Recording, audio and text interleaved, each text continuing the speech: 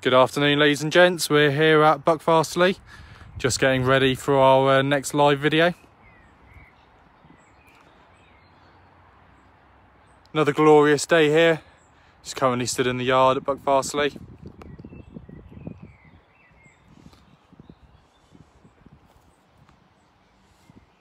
Thanks everyone for all the feedback we received from last week and our previous videos. It's really appreciated. And we're really glad that you're enjoying the videos at the moment.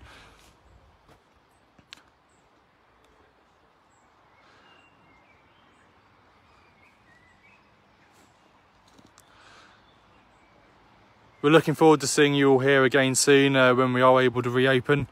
In the meantime, we're keeping busy, making sure the railway is kept secure and safe, and continuing our efforts with the fundraising. So we're just going to move on to one of our very long-standing volunteers, John Haslam, who's here to introduce today. Over to you, John. Good afternoon, everybody. Thank you to all of our viewers, our volunteers, our supporters, and the travelling public for bearing with us. We do hope that we're going to be back with you very soon. I'm pleased to be able to say that we have now raised just approaching £150,000 in our appeal.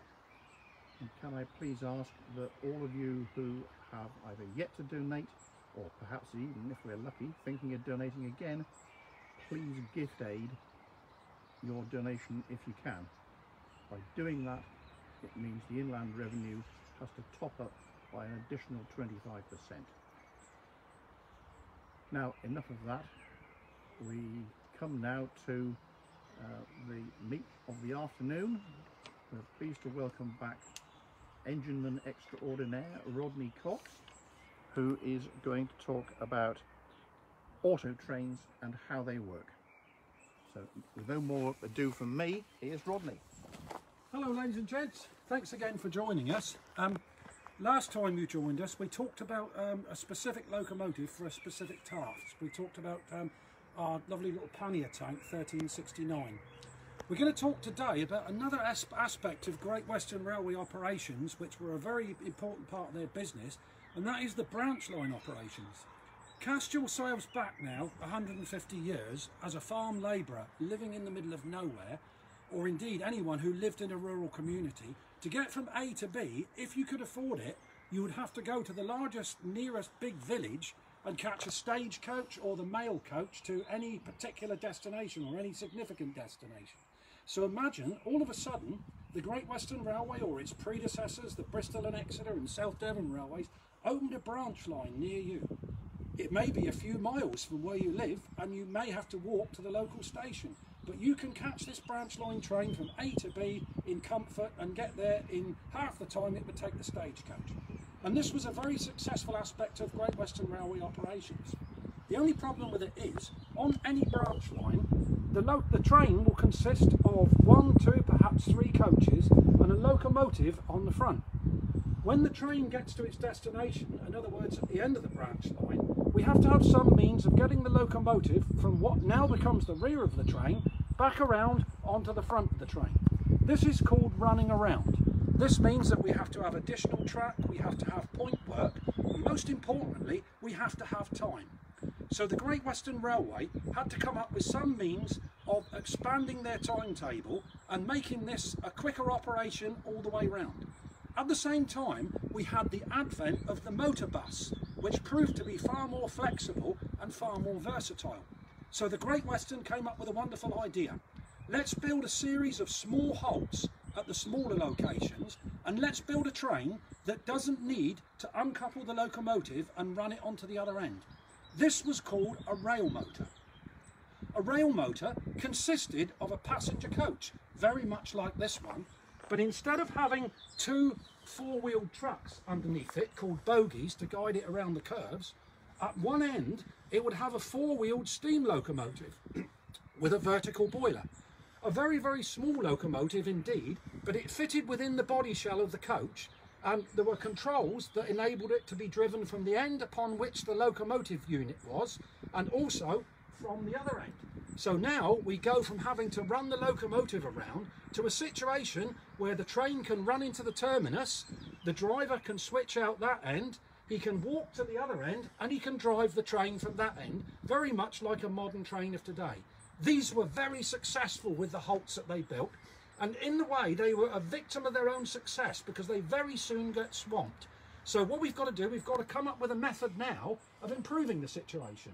So what they did, they built a number of trailer cars, which were conventional coaches, and they were fitted with through controls that would couple up to the rail motor to enable it to be run as a two-coach set.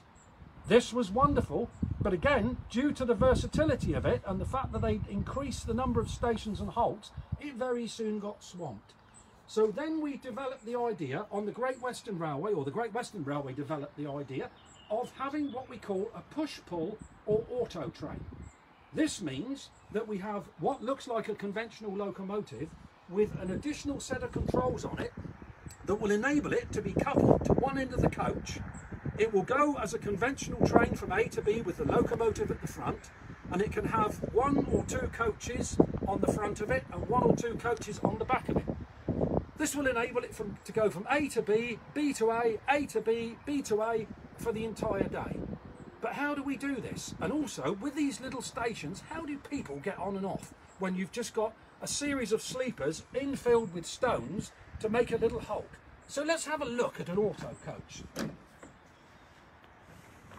Well, there's how we get on and off. We've got a set of folding steps. So what we're going to do now, we're going to board the auto coach and we're going to have a look at it from a driver's point of view.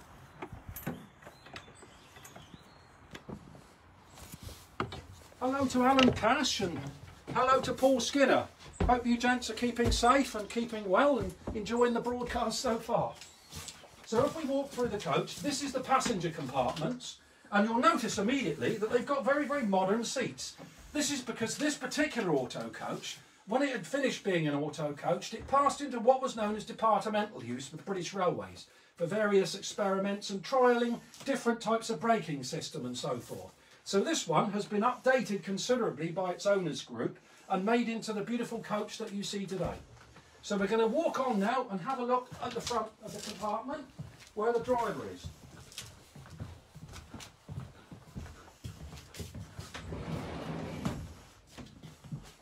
In a moment we'll get down and we'll have a look at the actual physical couplings or the connections on the end of the coach that enable the train to be driven from this driving compartment rather than from the steam locomotive itself.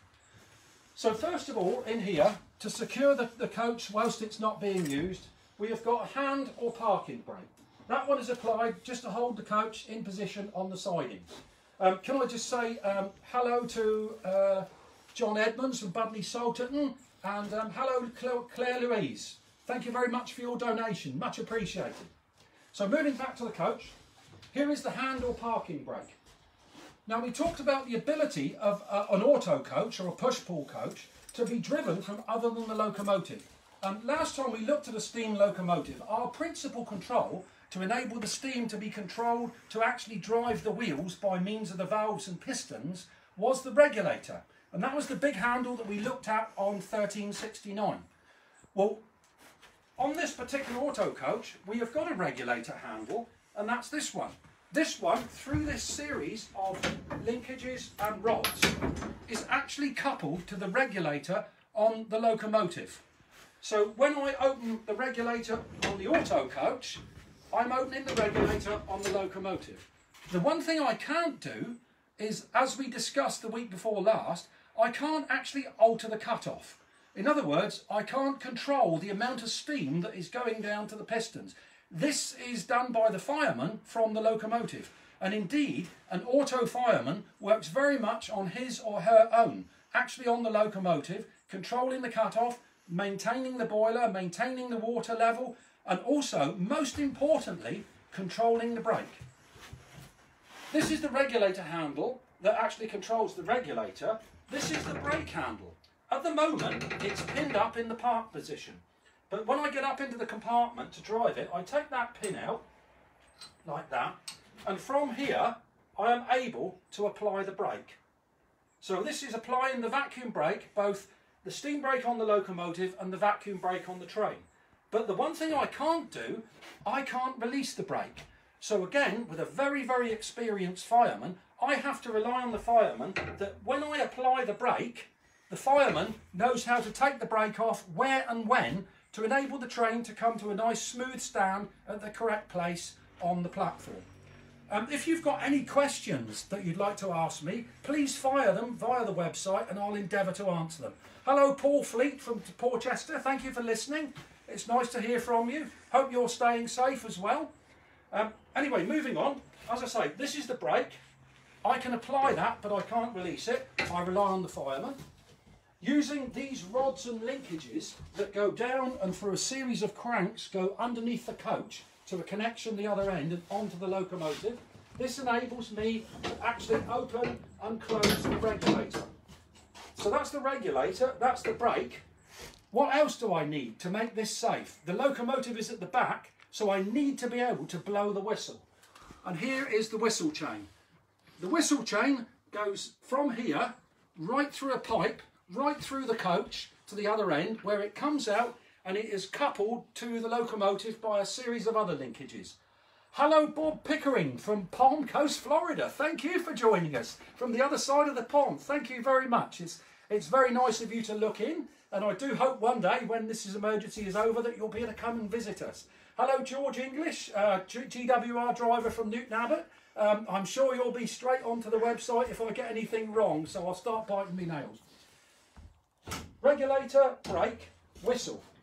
Now, we have to undergo a special examination when we learn to drive these. And one of the questions that I'll ask a candidate is, we finished working with an auto train. So we're going to put the auto train back onto the shed and we've uncoupled everything. In the sight of the signal box, what does one long blast on the whistle mean? And the trainees sit there and they think, one long blast on the whistle, I don't know. Does it mean stop? I say, no, we're already stopped. What does it mean? I say, it means you've forgotten to uncouple the whistle chain. Because very often when we get down to uncouple, it's quite cumbersome series of linkages and rods, and we'll work away at that. We'll get that done, we'll get back on the engine and we'll completely forget about the whistle chain. And I've done it, so I know. So right, regulator, brake, and we've got another method of warning people of things on or about the line, because we have to understand it might not just be one coach on the front of the engine, it can be two coaches. So very often the whistle on the locomotive is two coaches to the rear. So we need another method of immediate warning, and this is it. This is our foot operated gong.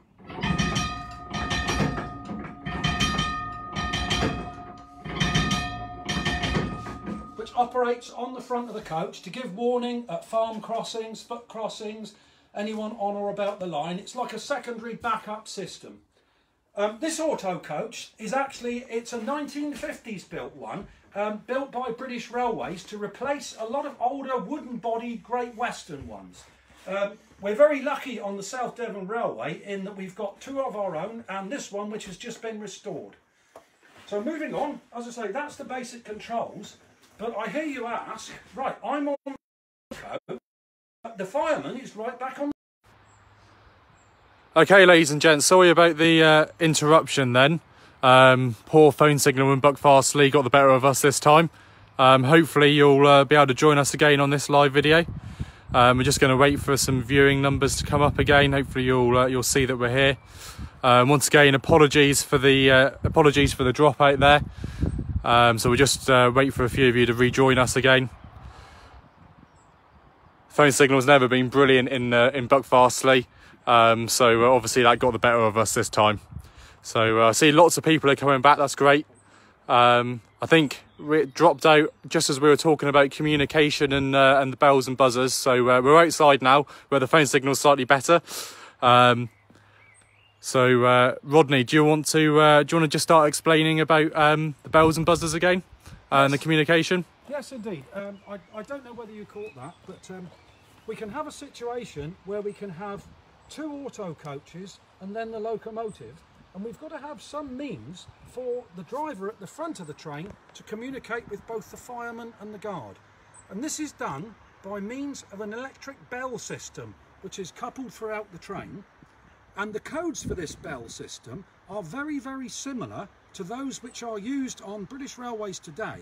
So if you were to get on a train up to Mallaig in Scotland, or you were to get on a train on the St Ives branch, every train in between, every suburban train owes something to the Great Western Auto Coach, in that the bell and buzzer system used on the modern railway of today is a direct descendant of the bell system used on the auto coaches. How is this done? So what we're going to look at now, we're going to look at the connections where they couple to or from the locomotive. Can I just say at this point that this yard is under protection, there are no trains running, and we are here doing a security visit, and therefore I haven't got any high-vis jacket on or anything like that. Can I just say hello to Ashley Banfield from the Bodmin and Wenford. So look forward to all of us, Preserve Railways, be able to get back to what we do best, and that's looking after our general public. Hello to Adrian Bolch, ex-Network Rail Bristol, my old depot, Bristol Bath Road, hello to you. So now we're going to have a look at the connections. So what we've got, and this, as I say, is a coach that has been rebuilt by British Rail Engineering. So it's an up-to-date modern auto coach, really. Hence we've got these oleo hydraulic buffers. The original coaches obviously didn't have these, but the connections are very much the same. When we talked about the buzzer connections, if we look under there, we have an electrical jumper or an electrical control, and that actually plugs into exactly the same control on the locomotive. So that's the electrical connection. That sits in there like that with its protective cover, and I'm going to stand in between now and point out the other control. This is our standard vacuum brake, that has to be coupled. There is our normal screw coupling, that has to be coupled, and when it's cold we've also got steam heat connections so that the steam pipes can be coupled. You'll also notice, as a buy, that this coach, because it was an experimental vehicle, is fitted with the twin pipe air brake system. This was not original on auto coaches, but that's because this was formerly a research vehicle. But what we want to look at now is we want to look at this massive bar, because this is the bar that actually controls the regulator from the locomotive through to the auto coach. This one, I remove the pin, and that bar is telescopic, so that if there's play in the couplings and buffers, it can move up and down. And this one actually uncouples. Let's get under and do it.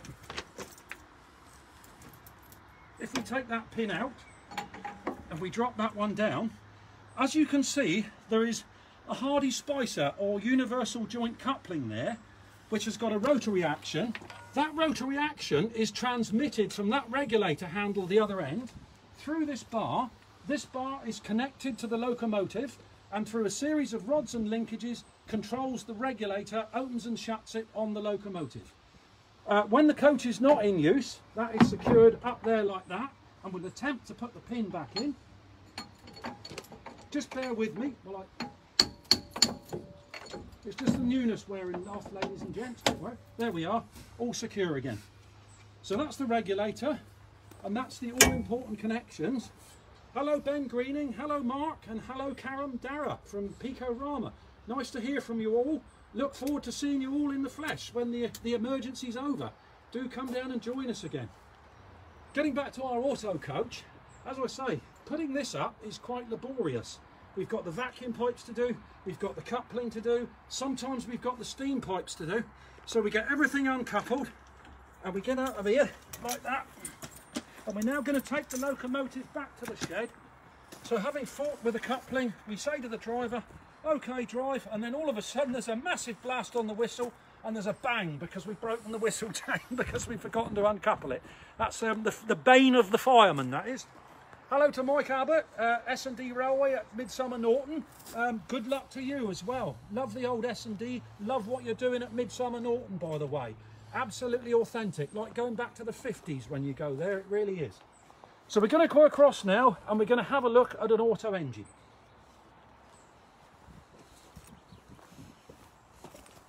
We're very lucky on the South Devon Railway in that we've got two original auto engines. We've got 6412, which is a pannier tank, and we've also got 1420. These are the two classic auto engines. But a situation developed in the 1950s in the South Wales area where the railway was very, very short of auto locomotives. So the larger 45-75 class, 10 members of that class were converted for push-pull working. And we've got a locomotive of the 45-75 class. We've got 55-42, which has been converted for push-pull working, which we're now going to go and look at. We tend to run our auto trains, well, if it was left to the volunteers, we would run auto trains for 370 days of the year. But we try and run auto trains on high days and holidays, in fact every opportunity we get, because we're very lucky on the South Devon Railway that we have conferred what is known as grandfather rights.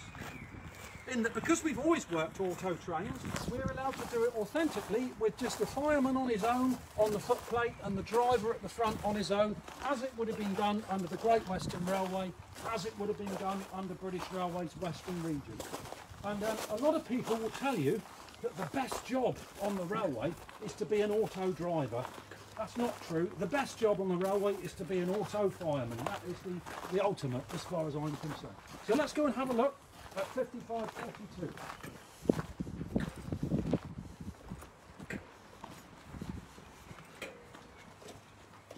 At the moment, 6412 is away on loan and 1420 is undergoing restoration. So let's go and have a look at our current auto engine, 5542. Hello to the 5542 organisation. Hope you're watching. Love your engine. Thoroughly enjoy working on it. Such good control, you'd think it was air operated. One finger regulator, ladies and gents. Beautiful engine. Well, here she is. Unfortunately, due to the situation, she's in partial hibernation. But we can at least look at the controls. Going back to what we looked at on the auto coach, we looked at the connections underneath.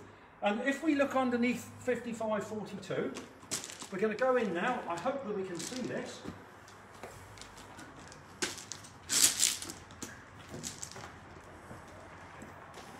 Do you remember that bar that I showed you? Well, there is the connection into which that bar fits, that telescopic bar. That goes through there and it's pinned in place with a split pin.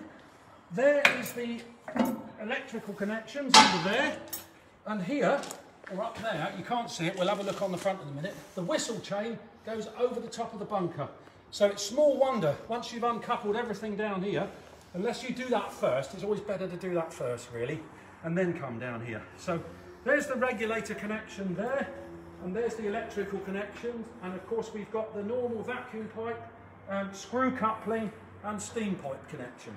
But those are the principal ones, are the regulator connection, the whistle chain, and the electrical connection. If you remember, the electrical connection was for the buzzer, the bell communication system between driver, fireman and guard. Hello, Andy, James Ascoff from the Mid-Hants. How's the Mid-Hants doing? Hope you're all doing well. And Aaron Luckerith from the Elliscar Railway, hello to you as well. Hope you're all staying safe and roll on the day that we can all open up and share our public again. So we're going to go up now and we're going to look at the cab of a push-pull fitted engine. Dear old 5542.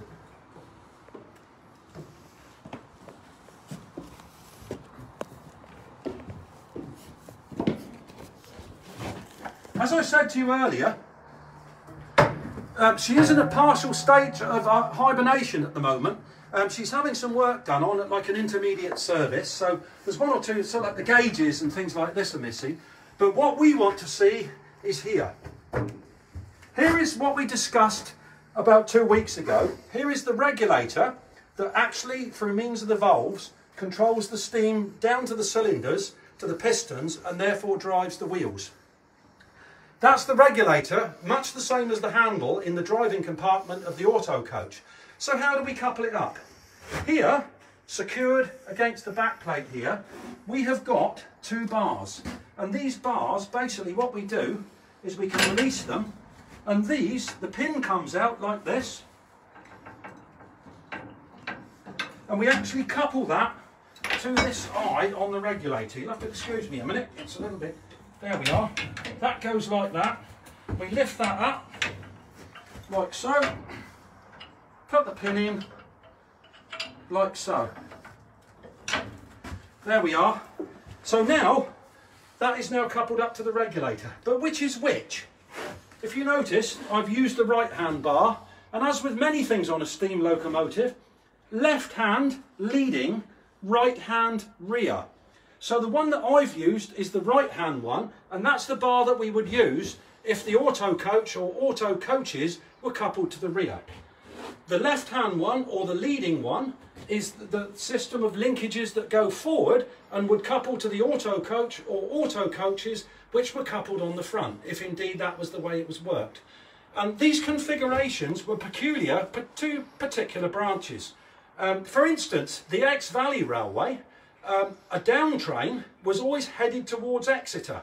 So it would go from Moorbath Junction towards Exeter, and that was always propelled. In other words, the locomotive was on the rear, but the auto coaches were on the front. Whereas an up train that was going towards Moorbath Junction was the other way around. Therefore, it was hauled. It was hauled in the up direction and vice versa. Hello, Mike Wall. Hello, Jamie Williams. Hope you're all well. And Sam Strong says prairies are amazing. I'd have to agree with you there. They are superb locos, aren't they? So those are the linkages that we've got in the cab for actually controlling the regulator. Just to reiterate again, there's the reverser, and this brings me on to the fireman, because the driver, if you remember, at the front of the auto coach, he has got control of the regulator. He can apply the brake, but he cannot control the cutoff. In other words, he cannot change gear, if you like, on the locomotive. All this is down to the fireman. So the driver can apply the brake, but in order to release the brake, that is solely the province of the fireman. So if you think an auto fireman, he has got to concentrate on the water level, he's got to concentrate on the steam, he's got to concentrate on the fire, and on top of that, he's basically got to drive the locomotive. So really, an auto fireman is the last stage before you go for driving. And indeed, I'm based at Exeter St David's, and I was very, very lucky to be taught by some of the Tiverton Junction men that regularly engaged in push-pull working on the Exe Valley line. And they will tell you, as will many men, that if there were no inspectors about and it was reasonably quiet, they didn't bother coupling the gear up. The fireman used to do it all. The driver would be in front of the coach. The driver could apply the brake, but as regards all the linkages, a lot of them didn't used to bother with it. And if they looked out, everything would be coupled between the coaches. If an inspector was approaching, they'd quickly put the linkages on, so it looked like they were using them. So that basically, it's a very, very mechanical system. It's quite a heavy system, but what happens in reality, especially if you've got two auto coaches, the fireman will know when you're going to open the regulator. We've got that communication system. When you do open it, the fireman will assist you, because otherwise it's such an effort in an auto coach. It's a very, very cumbersome method of doing it. So the fireman will assist you on the regulator, as well as performing all his other duties. Richard Hoskin says, well done, you should be on the telly. I don't know about that. Perhaps as the test card maybe, but I don't know about anything else. Auto trains, they can run with a maximum of 2 coaches on the front and 2 coaches on the rear. So you can have a 4-car auto train. So as you can see, when we talked about the history of the Great Western Railway branch lines, the development of the rail motor and then the auto train, the zenith of this was the 4-car auto train as was used on the Salt Ash. Question, how fast can they go? That actually is a very good question, because if you look at the speed restrictions, they would obviously be subject to the speed restrictions on the line on which they were working. And it's amazing to think that in British Railways and Great Western days, the speed restriction on the Ashburton branch, is what we're on now, was 45 miles an hour. On the Exe Valley line, that's the line that goes from Stoke Cannon Junction up to Moorbath Junction via Tiverton, the maximum speed there was 35 miles an hour. I wouldn't like to say what the maximum speed that they could do would be. I would say 50, 60 mile an hour, no problem whatsoever, because auto coaches ride beautifully, and if you've got a locomotive that rides nicely, I would think, yeah, 50 or 60. Be an interesting ride, but I'd love to try it. Is this the train that calls at Nappers Holt? Yes, this is the train that calls at Nappers Holt, because Nappers Holt, which is next to Nappers Crossing on the South Devon Railway, is a classic reproduction of those early halts that the Great Western Railway built. It's just a series of sleepers infilled with ballast, that's the stones between the track, and then topped off with locomotive department cylinders and tamped down to make a surface. But it's only about that high.